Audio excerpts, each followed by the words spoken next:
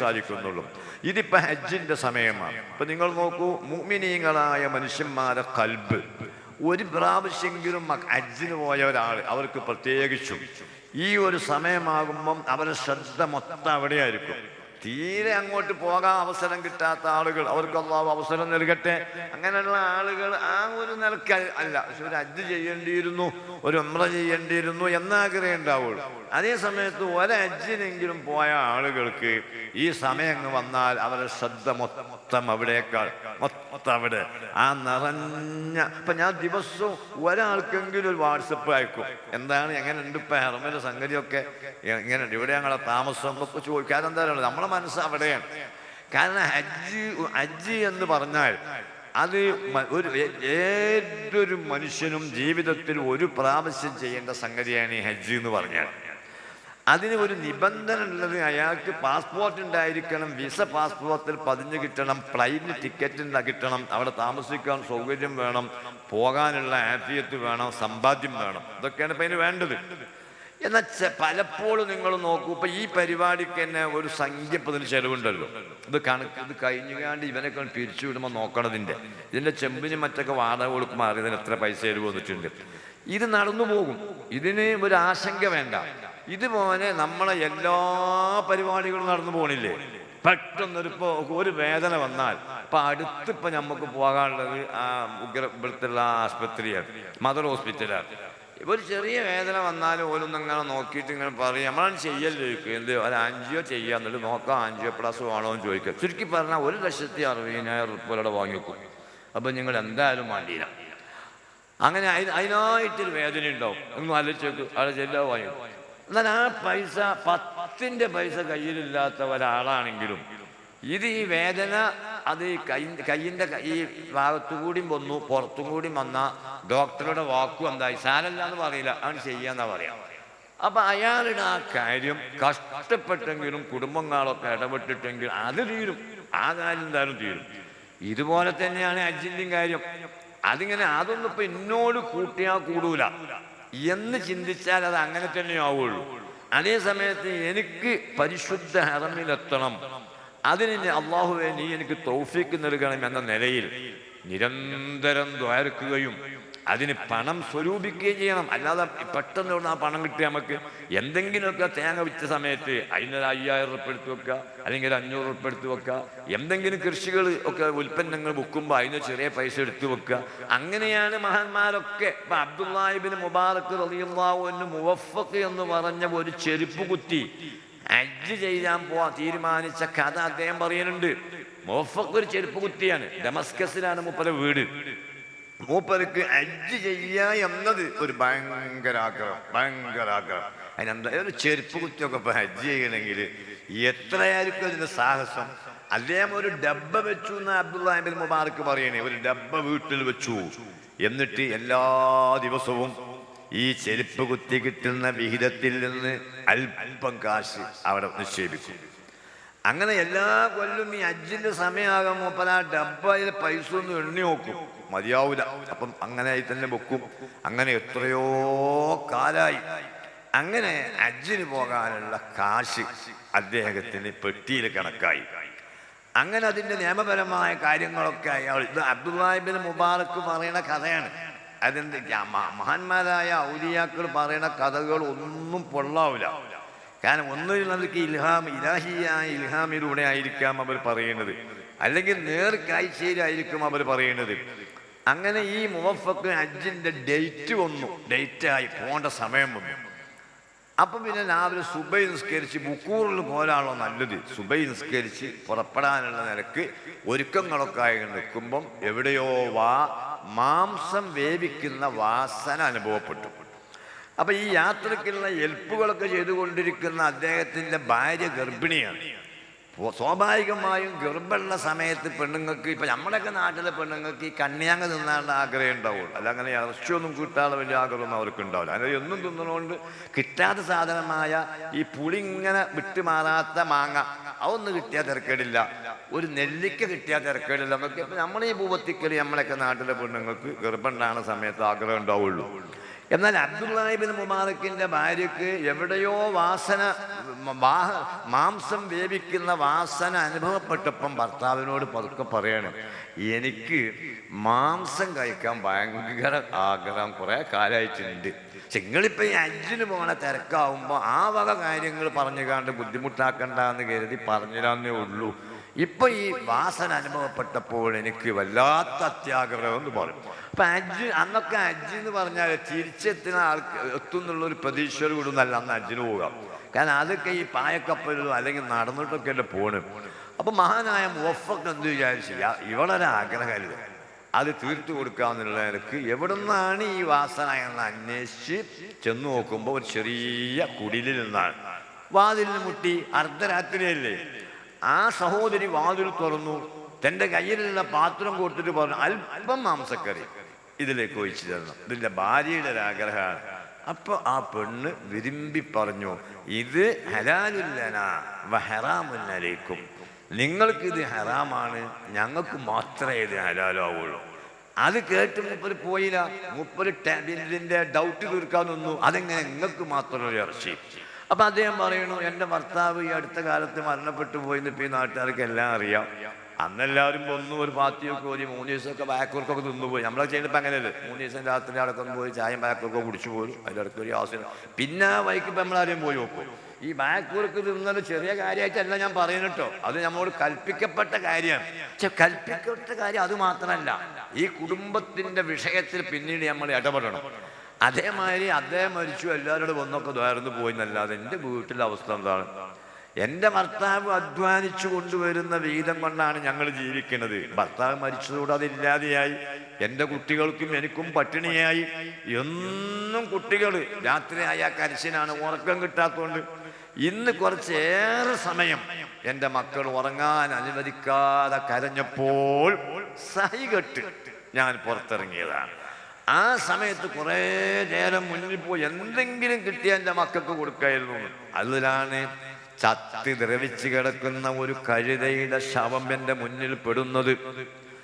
ഭക്ഷണം കിട്ടാതെ ജീവൻ പോകാൻ അടുത്ത ഒരാൾക്ക് ശവം മാത്രമേ കിട്ടിയുള്ളൂ എങ്കിൽ ജീവൻ നിലനിൽക്കാൻ ആവശ്യമായ അത്ര ശവം തിന്നുന്നതിന് എൻ്റെ മതത്തിൽ വിരോധമില്ലല്ലോ. ഈ ഒരു തോന്നൽ എനിക്കുണ്ടായപ്പോൾ ഞാൻ അതിൽ നിന്ന് അല്പം അടർത്തിയെടുത്തു. അതാണ് ഞാൻ വേവിച്ചു കൊണ്ടിരിക്കുന്നത്. ഞങ്ങൾക്ക് മറ്റ് ഗതികളൊന്നുമില്ലാത്തതിനാൽ ഞങ്ങൾക്കിത് ഹലാലാണ്. നമ്മളാണിപ്പോൾ എന്താ ചെയ്യാത് കേട്ടിട്ട് ഓരോ മനുഷ്യന്മാരൊക്കെ ഇടങ്ങേറെന്ന് പറഞ്ഞ് നേരെ പോവും ഹജ്ജിന്. എന്നിട്ട് നമ്മളെ മിനയിൽ അല്പം റെസ്റ്റ് ഉണ്ട്, ഒരു 3 ദിവസം ഉണ്ട്. അയ്യാമത്തെ ശരീക്കിൻ്റെ ഒരു 3 ദിവസം അവിടെ റെസ്റ്റാ. പകല് ഉച്ചൻ്റെ ശരി കല്ലോറ് മാത്രമുള്ള കാര്യമായ പണിയൊന്നുമില്ല. അവിടുന്ന് ഇപ്പം പോകുന്ന ആൾക്കാർ കാര്യമായിട്ടും ബടായിയാണ് ആ സമയത്ത് പറയുന്നത്. അപ്പം അന്നാണ് ഇവിടെയൊക്കെ നാട്ടിൽ ഇങ്ങനെ കാറ്റും ഉണ്ടാവും. ഞാനൊരു 10 വായ വെച്ച് അത് ഭണ്ഡാരടുക്കി, അത് വീണ് എൻ്റെ ആ മുറ്റത്തിന് കവുന്തായി ഉണ്ടായി. അതൊക്കെ കാര്യമായിട്ട് ഈ മിനയിൽ ഇപ്പം പോകുന്ന ആളുകളിൽ ഭൂരിപക്ഷം ഞാൻ പറയണില്ല, ഏകദേശം ആൾക്കാരൊക്കെ പ്രധാന മിനയിലെ അമരിപ്പതാണ്. അപ്പം അതുകൊണ്ട് നമ്മളിപ്പോൾ ഇങ്ങനൊരു ദുരിതം കണ്ടുപോയാൽ ഇത് പറയും, ഞാൻ പോരുന്നതിൻ്റെ തലേന്ന് രാത്രി എൻ്റെ തൊട്ടടുത്ത പെരിയില് പട്ടിണി കൊണ്ട് അവർ കഴുതയുടെ ശവം തിന്നത്, ഭയങ്കര സങ്കടം. അപ്പം പിന്നെ 60 തിന്നത്, 70 തിന്നത്, 27 തിന്നത്, 37 തിന്നൊക്കെയാണ് പറഞ്ഞു കാണുന്നത്. അങ്ങനെ അജ്ജാണ് കഴിയും. അതായിരിക്കും ഇപ്പം ഇന്നത്തെ സ്ഥിതിയെങ്കിൽ ഈ മുവഫക്ക് എന്ന ചെരുപ്പ് കുത്തി വീട്ടിക്ക് പോയിട്ട് തൻ്റെ ഈ സ്വരൂപിച്ച അജ്ജിന് വേണ്ടി സ്വരൂപിച്ച ഏകദേശം 6 ലക്ഷത്തോളം അല്ലെങ്കിൽ 6000-ഓളം അല്ല എത്രയാണോ ദിർഹം, ആ ദിർഹം അതേമാതിരി പൊക്കിയെടുത്തിട്ട് വീട്ടിൽ കൊണ്ടുപോയി കൊടുത്തു. എന്നിട്ട് പറഞ്ഞു, അയൽവാസി പട്ടിണി കിടക്കുമ്പോൾ വയറു നിറയെ തിന്നുന്നവൻ മുസ്ലിമല്ലെന്ന് പഠിപ്പിച്ച ഒരു പ്രവാചകന്റെ അനുയായിയായ ഞാൻ നിങ്ങളും കുടുംബവും ചീഞ്ഞളിഞ്ഞ കഴുതയുടെ ശവം തിന്നുന്നത് കണ്ടുകൊണ്ട് എങ്ങനെ ഹജ്ജിന് പോകും? അതുകൊണ്ട് നിങ്ങൾ പട്ടിണി മാറ്റുക. ഇനിയിപ്പോൾ എങ്ങനെയായത് ഈ സംഭവം അബ്ദുല്ലാഹ് ഇബ്നു മുബാറക്ക് അറിഞ്ഞത്? മൂപ്പരെ അറിഞ്ഞതല്ലേ ഉള്ളത്. മൂപ്പരറിയണത് മൂപ്പര് പറയാണ്, ഹജ്ജ് കഴിഞ്ഞു, വിദാഇന്റെ തവാഫോടുകൂടെ നാട്ടിലേക്ക് പോരാനുള്ള ശ്രമത്തിലായി ഞങ്ങൾ ഹറം പരിസരത്ത് ഇങ്ങനെ ഇരിക്കുമ്പോൾ എനിക്കൊരു തൂങ്ങി ഉറക്കം വന്നു. ആ സമയത്ത് റഹ്മത്തിന്റെ 2 മലക്കുകൾ അവിടെ ഇറങ്ങി വന്നത് ഞാൻ സ്വപ്നത്തിൽ കണ്ടു. അവർ 2 പേരും സംസാരിക്കുന്നു. ഈ കൊല്ലം എത്ര പേര് ഹജ്ജ് നിർവഹിച്ചിട്ടുണ്ട്? മറ്റേ മലക്ക് പറയണു 6 ലക്ഷം ആളുകൾ. ഇതിൽ എത്ര പേരുടെ ഹജ്ജ് സ്വീകരിച്ചിട്ടുണ്ട്? ആ സമയത്ത് ഈ ചോദിക്കപ്പെട്ട മലക്ക് പറയുകയാണ്, ആ വിഷയമല്ല അദ്ദേഹം ചർച്ച ചെയ്യുന്നത്. അദ്ദേഹം പറയണത് ഡമസ്കസിൽ ഒരു ചെരുപ്പ് കുത്തിയുണ്ട്, മുവഫഖ് എന്നാണ് അദ്ദേഹത്തിന്റെ പേര്. അദ്ദേഹം ഇക്കൊല്ലം ഹജ്ജിന് വന്നിട്ടില്ല, ഒരുങ്ങിയിട്ടും വരാൻ പറ്റിയില്ല. അതിന് വലിയ ഒരു ജീവൽ പ്രശ്നമുണ്ട്, മനുഷ്യത്വപരമായ ഇടപെടലുണ്ട്. അത് പുണ്യമായി കണ്ട് ഈ കൊല്ലം ഹജ്ജ് ചെയ്ത ആളുകളുടെ കൂലി 6 ലക്ഷം ഹജ്ജിന്റെ കൂലി ആ മുവഫഖിന് കൊടുക്കാൻ അല്ലാഹു തീരുമാനിച്ചിട്ടുണ്ട്. ഇത് കേട്ട് ഞെട്ടി ഉണർന്ന അബ്ദുല്ലാഹി ഇബ്നു മുബാറക് റളിയല്ലാഹു അൻഹു നേരെ ഡമസ്കസിൽ വന്ന് മുവഫഖിനെ കണ്ട് കാര്യങ്ങൾ ചോദിച്ചപ്പോഴാണ് അദ്ദേഹം ഈ കാര്യങ്ങളെല്ലാം മനസ്സിലാക്കി കൊടുക്കുന്നത്.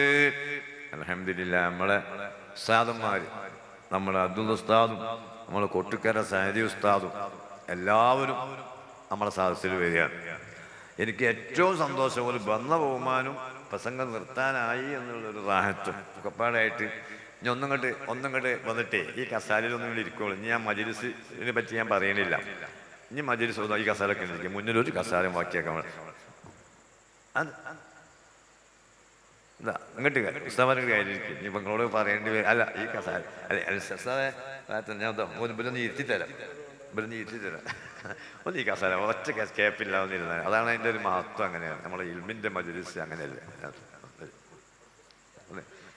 രണ്ടാൾക്കാർ ഇങ്ങോട്ട് വരും. അല്ല, ബാക്കി കസാല ബാക്കിൽ കാര്യമായിക്കോട്ടെ. നമ്മൾ സദസ്സിൻ്റെ ഒരു അടുക്കും ചുറ്റിണ്ടാകുമ്പോൾ പരമാവധി ഇങ്ങോട്ട് അടുത്ത് വരാം.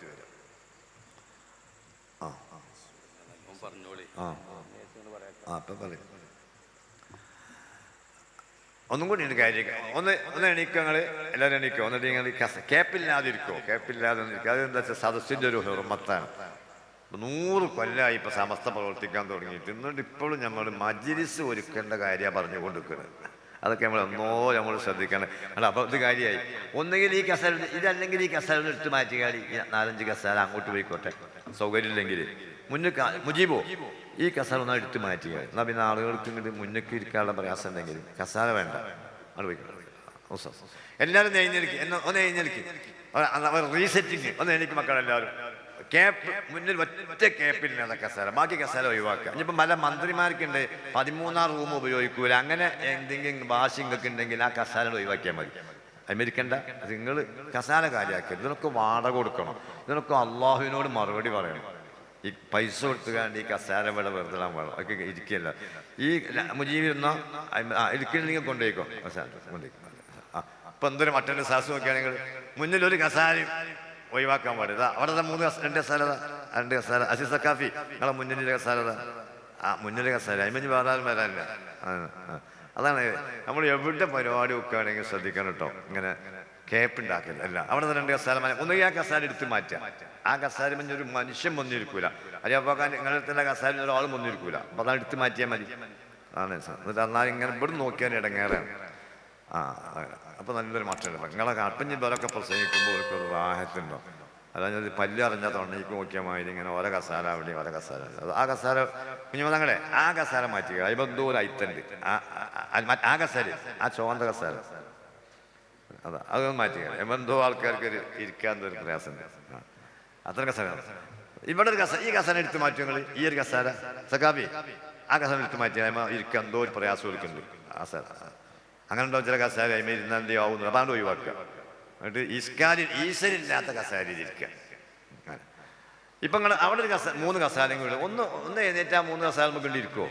ആ 3 കസാല നമുക്ക് ദയവേ അല്ലെങ്കിൽ ആ 3 കസാല നിർത്തി മാറ്റണം. ആ കസാല നമുക്ക് ഇവിടുന്ന് നോക്കുമ്പോഴാണ് അതിൻ്റെ ഒരു ഇടങ്ങേറ്. അതുകൊണ്ടാണ് ഞാനത് പറഞ്ഞത്. മോനെ ഇതൊന്നും പിടിക്കല്ലേട്ടാ, അതൊക്കെ പിടിച്ചാണ്ട് ഇങ്ങനെ ഇതൊന്നും പിടിക്കണ്ട. ഈ പറയുന്നൊന്നും വേളല്ല കേട്ടോ, പിടിക്കണ്ട കേട്ടോ, പിടിക്കും. അപ്പോൾ ഞാൻ ഇപ്പോൾ ഇവിടെ ഇങ്ങനെ പ്രസംഗിക്കുമ്പോണ്ട് അതൊരാൾ ക്ലിപ്പാക്കി ഓരോ പരിപാടിക്കൊന്നും ആളില്ല. ഇങ്ങനെ ആളെ മുന്നിൽ ഇരുത്തുകയാണ്. ആളില്ലായിട്ട് തന്നെ നമ്മൾക്ക് മര്യാദ വളരെ കുറവാണെന്നുള്ളതാണ്. പള്ളി കയറിയാൽ എങ്ങനെയാണ്? പള്ളി കയറിയപ്പോൾ എന്താ ചെയ്യേണ്ടത്? ഇമാമിൻ്റെ വലതുഭാഗം അദ്ദേഹം സലാം കൂട്ടുമ്പോൾ ആ കവള് കാണുന്ന രൂപത്തിലാണ് ആദ്യം വന്ന ആൾ ഇരിക്കേണ്ടത്. പിന്നെ ആ ക്യാപ്പ് പൂർത്തിയായിട്ടാണ് ഇവിടുന്ന് ഇങ്ങോട്ട് തുടങ്ങേണ്ടത്. ഒരു സെഫ് പൂർത്തിയായിട്ടാണ് രണ്ടാം സെഫ്. നമ്മളെന്തായാലും അകത്തപ്പള്ളി കയറിയൊക്കെ എവിടെയാണ് ഒഴിഞ്ഞ കാലെന്നാ നോക്കുക, തൂണ എവിടെയാണ് നോക്കുക, മൂല എവിടെയാണ് നോക്കുക. അതൊന്നും ഇസ്ലാമികല്ല. അപ്പം അത് നമ്മൾ ശ്രദ്ധിക്കാൻ വേണ്ടി പറയണം. ഇപ്പം നിങ്ങളെ കാണാൻ ഒരു ഒറ്റ കസാരം എടുത്ത് മാറ്റിയാൽ ഈ ഒരു